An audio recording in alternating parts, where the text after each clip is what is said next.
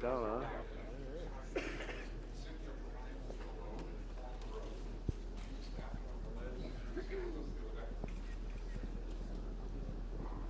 So it's my honor and pleasure to welcome two great ambassadors for the game of sport, the value of sport and excellence in athletics.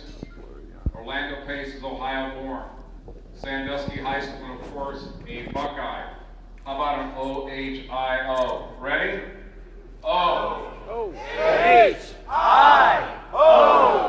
Go blue. And Orlando was just inducted into the Pro Football Hall of Fame.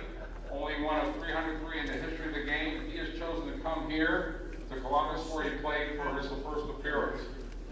But on the other hand, Arnold Schwarzenegger has called Columbus his home since 1970. And I think we can adopt you as a Buckeye. You okay with that?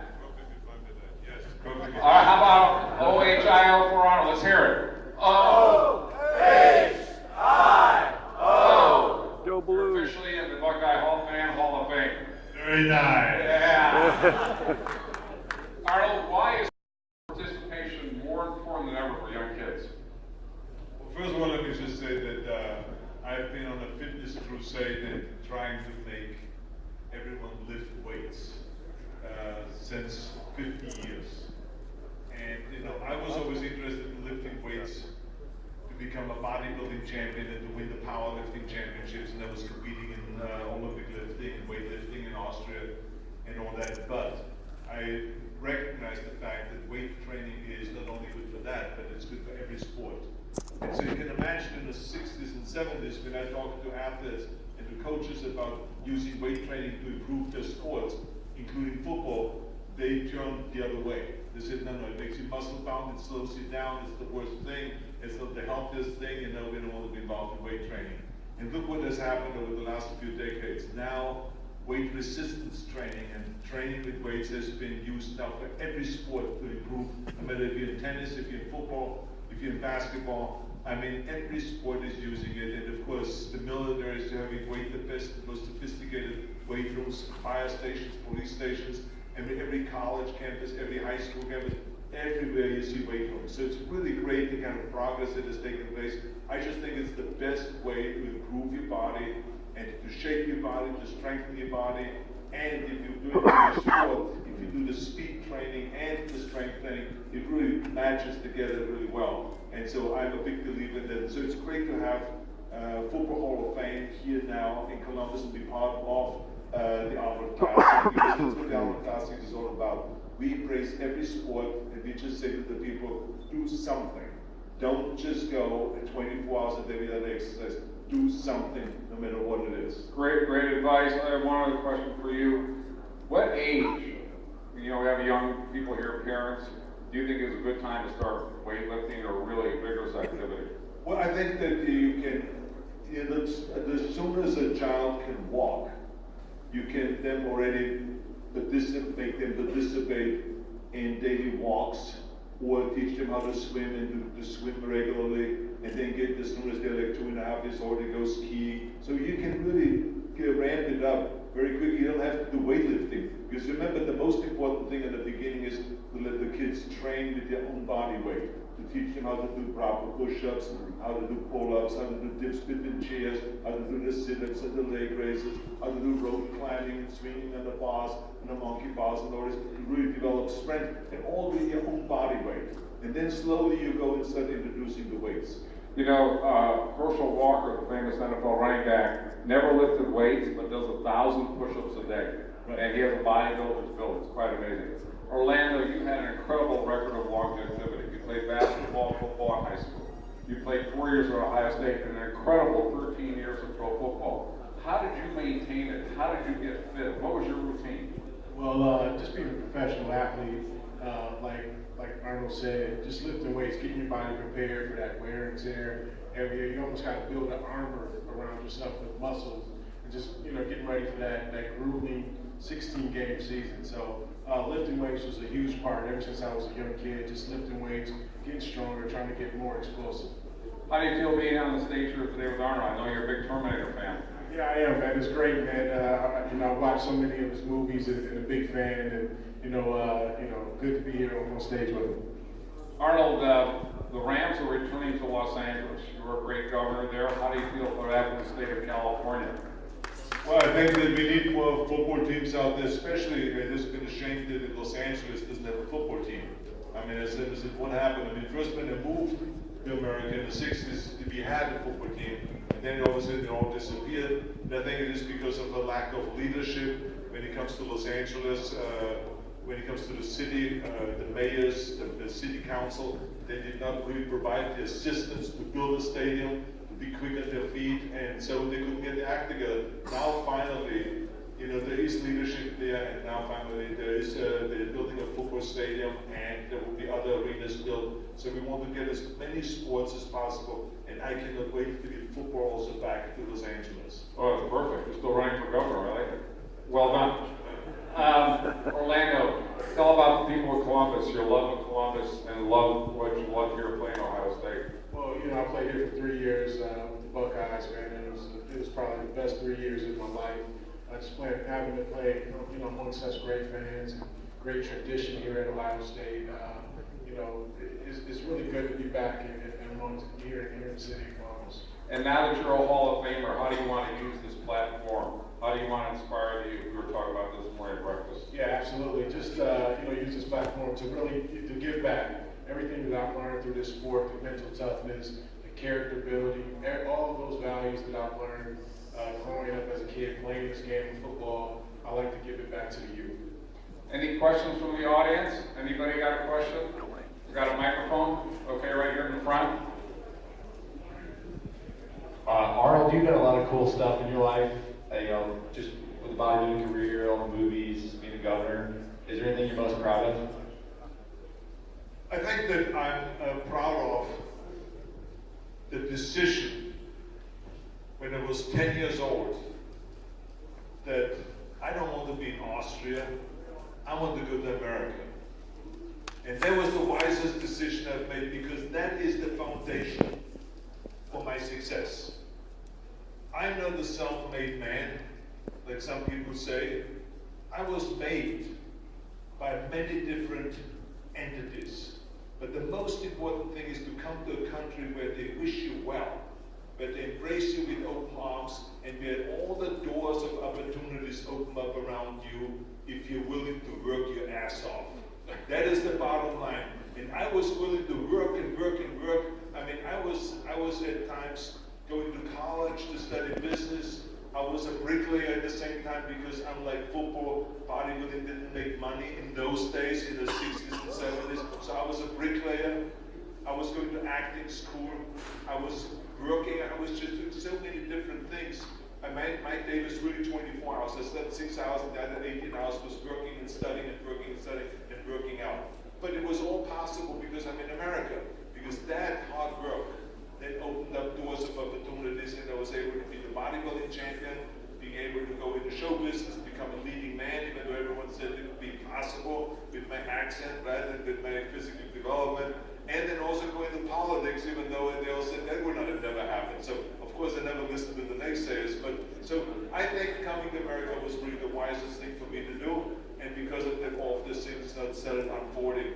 And I hope that everyone in America knows, no matter what anyone says, and no matter where you go in the world, I travel about, this is, without any doubt, the greatest country in the world. You can be proud of this country. It is a fantastic country. And yes, we have our problems, as every country does. There's not one country that I know that doesn't have a problem. We have our problems. We have our challenges. But no matter what anyone says, it is the greatest country in the world, and everyone wants to come to America. They don't want to go and move to China. They don't want to move to Australia. They don't want to move to Austria. They don't want to move to Switzerland. They want to come to America. Trust me. This is still the best place in the world. Before we take the next question, you know, Arnold mentioned hard work. Orlando, people think the Hall of Famers just sort of fell off the truck and became a Hall of Famer. Tell us your pathway, the work you put in, the time, the effort, what it took to be a Ford Jack.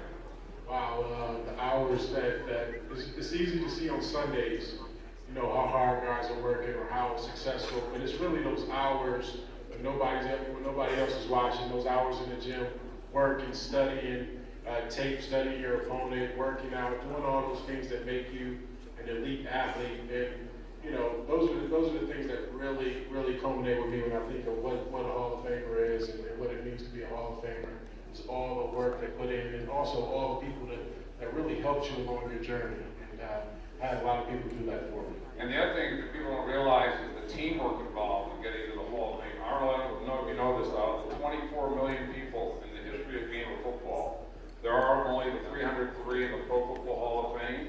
But of those 303, most Hall of Famers are undrafted free agents. In other words, they weren't the top star on their team, and there are more free agents in the Hall of Fame than over #1 draft picks. Cool. So it speaks to the support system, like you said you had when you came here in America. And tell us about your support system as a football player. What did that entail? Just all the coaches, man. And immediately when I got the call to be a Hall of Famer, you start thinking about the coaches that meant so much to you, that really helped you when you were younger, helped develop your skill set, and then your family members also that gave you, you know, the opportunity to play. And then all the teammates that really helped me along my journey. You know, football is a team sport. And all those guys really kind of helped aid me and challenge me to be a great player.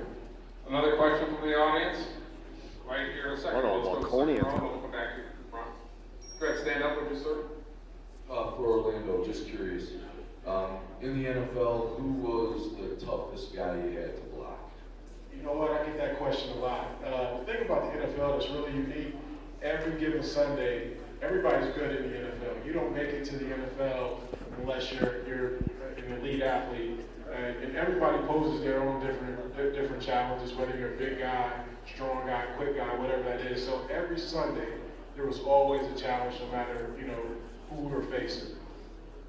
Other question? I just want to also say that what's so incredible about sports in general, but specifically football, I think is that it is not just the physical endurance and the physical power, but it's the mental and psychological power. Because those guys inevitably get injured. And I can tell you, I've had injuries, it really depresses the hell out of you.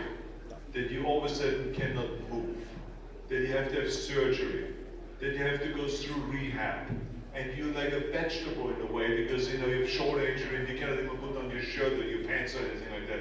And then to build yourself back again, you have to dig deep down inside and say, okay, this is something no one can help me with, no entourage, no coach, no nothing. I have to go through this pain. I have to go through this comfort. I have to dig deep down inside and pick myself up. Because that's what makes the difference between winners and losers. Losers stay down. Winners maybe fall, but they get up again and they march forward with full attack, with 100%. And so this is, you need to have the psychological kind of strength to do that. And that has to be trained also. So when we talk about health and about fitness, it's also the mental health and the mental determination. Because what you learn as a football player, you can use that with all those principles for the rest of your life. If you want to build a business, if you want to create a family, all of those things, you need to have the discipline, you need to have focus, you need to have, you know, the camaraderie, the inclusion, and all of the same things as it is on a team, right?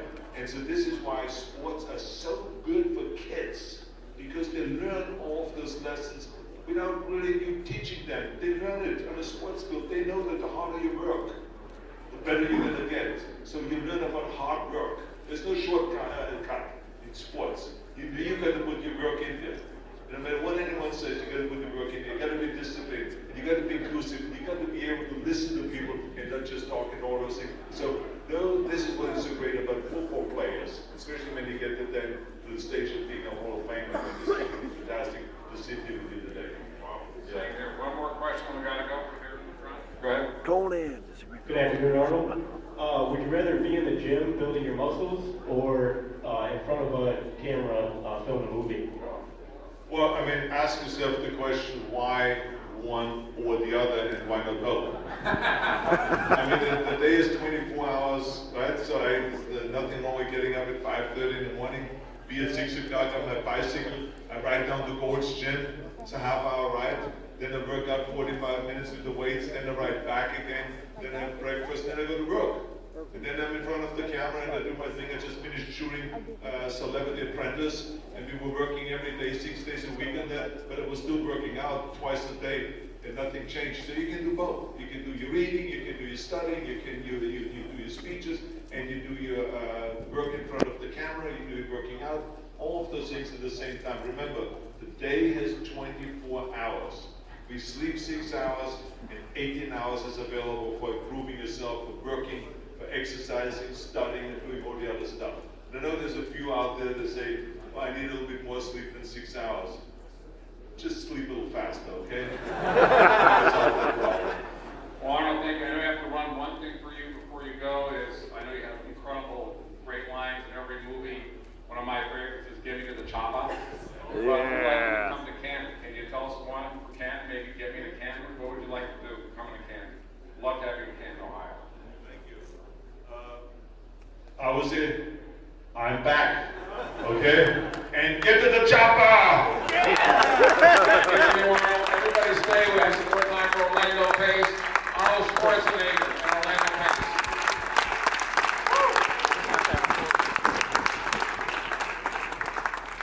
All right, stick